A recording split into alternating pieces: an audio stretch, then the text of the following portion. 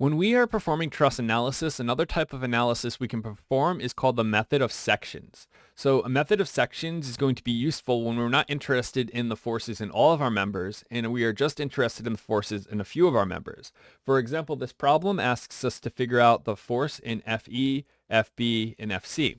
So what we'll end up doing is we'll figure out our reaction forces, then we'll draw a free body diagram of half of our truss, or we'll split our truss down through the members that we're looking for their forces, and we'll draw a free body diagram of one of the sides of this truss, and we'll be able to solve for our unknown forces.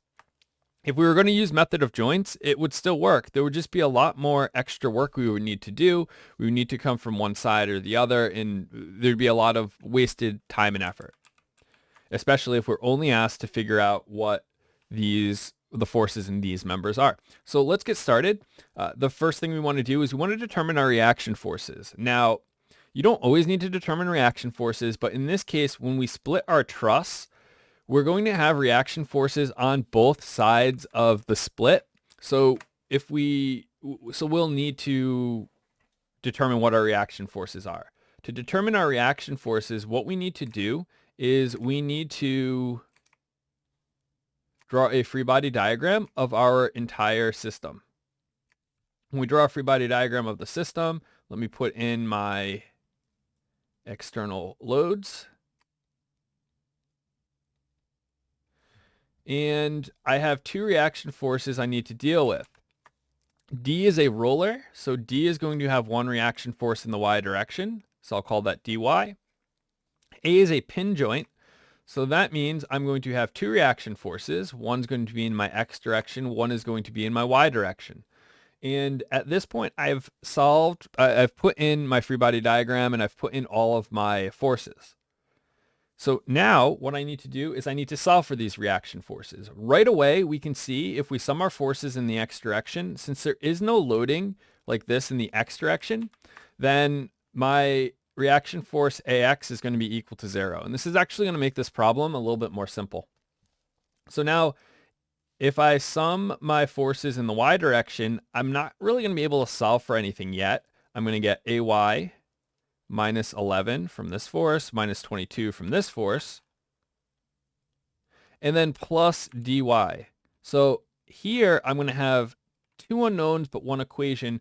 So I need to go to the sum of the moments about either A or D. Now, it doesn't matter. Sometimes maybe taking the moment about A is easier than taking the moment about D or vice versa. But right now, AX doesn't exist. And even if it did exist, it actually in this setup goes through both of those points. So it's largely irrelevant which point you decide to take your moment about. You're going to solve directly for AY or DY. So I'm going to just take my moments about A. And this is going to be equal to 0. Again, AX and AY both go through that point.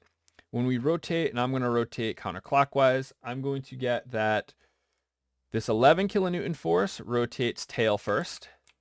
So it's going to be minus 11 times this perpendicular distance, which is 2.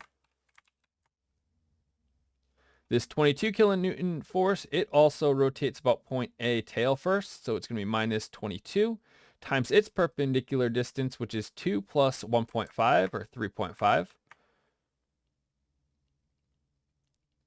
And then dy, when we rotate about point A, is going to rotate head first.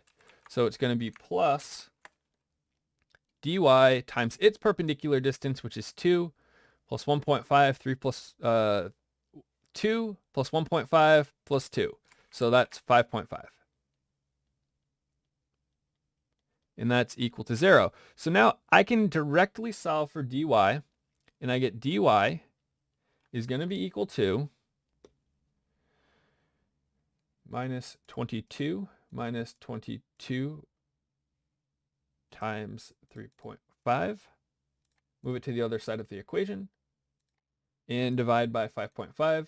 And I get this is equal to 18. So dy is equal to 18 kilonewtons. And just to finish this, let's say, all right, AY minus 11 minus 22 plus 18 is equal to 0. So AY is going to be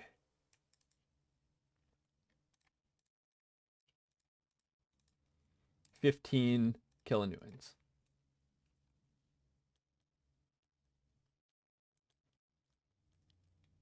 Okay, so now what I've done is I've figured out my reaction forces. Now the problem is asking me to figure out FE, BC, BE, and BC.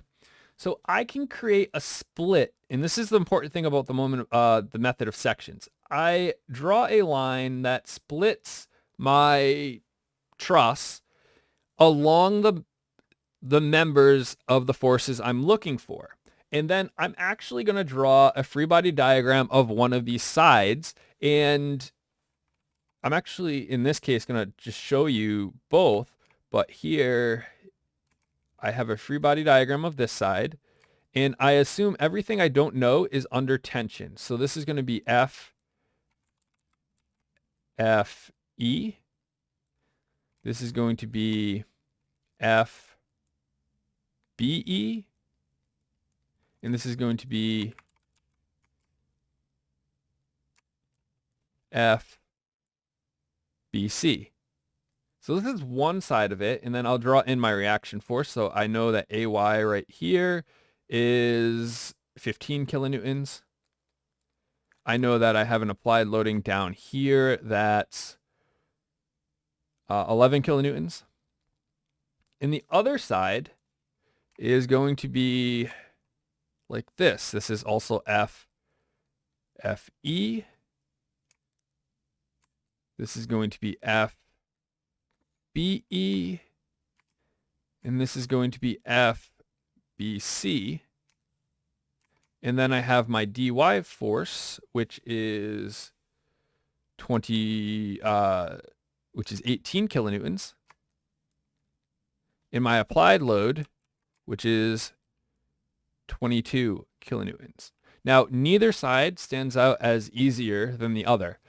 So I'm just going to choose this side, and I'm going to work with this free body diagram. And this is the free body diagram of one half of the system.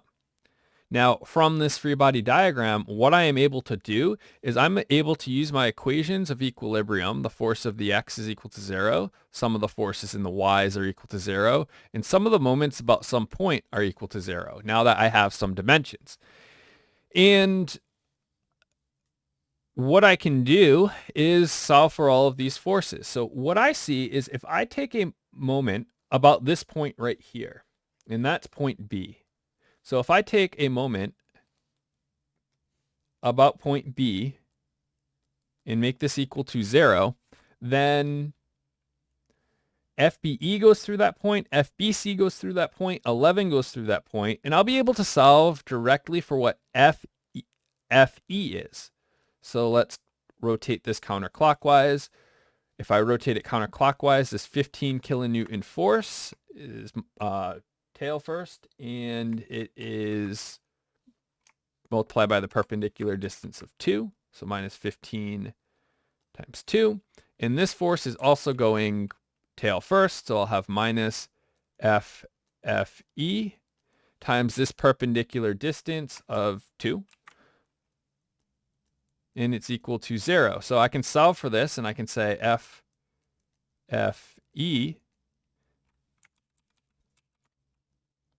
is equal to 15 minus 15 kilonewtons. So this is equal to 15 kilonewtons in compression. Remember, if I have a minus, that means compression.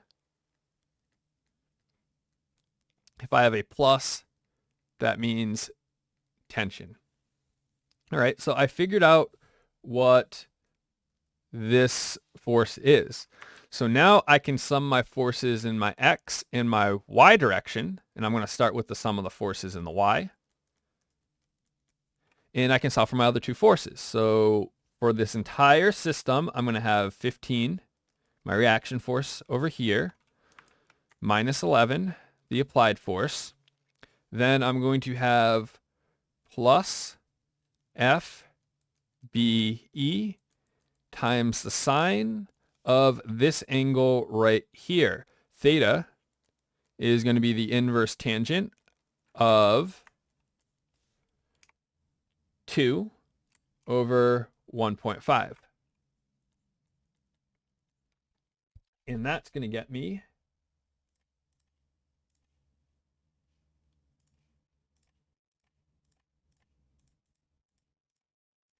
an angle of 53.1 degrees. So the sine of 53.1. That's equal to 0. Let's solve for FBE. 15 minus 11. Move it to the other side of the equation. Divide by the sine of 53.1. I get that this is equal to minus 5 kilonewtons. So FBE is equal to minus 5 kilonewtons. This equals 5 kilonewtons in compression because we have that minus sign. So now let's finish this up. Let's sum our forces in the x direction.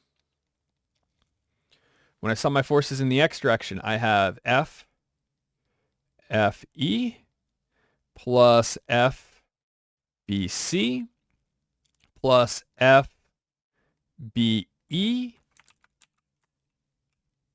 times the cosine of this 53.1 equals 0.